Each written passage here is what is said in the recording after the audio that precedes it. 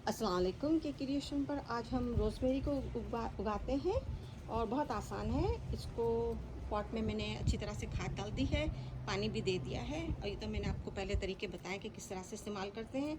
आप कोई भी कंपनी का रोज़मेरी के सीड्स की थैली इस तरह से आप ले लें और ये सीड्स देखें इस तरह से नज़र आते हैं। एक मिनट में आपको दिखाती हूँ, बहुत ही छोटे छोटे हैं, ये देखें बहुत छोटे छोटे। बस इनको हल्का सा स्प्रिंकल करना है हमको।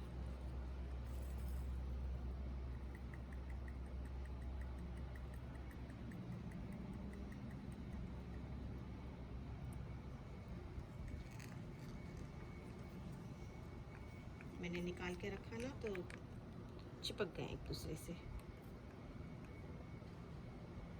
नजर आ रहा है इस तरह से।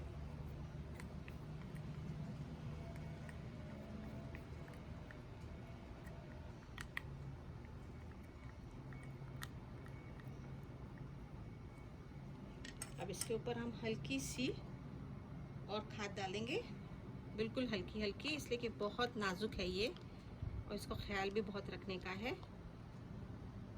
बिल्कुल हल्की सी, और अब हम इसके ऊपर पानी डाल देंगे।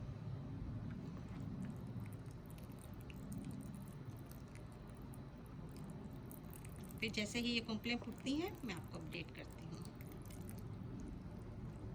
तब तक के लिए अस्सलाम वालेकुम।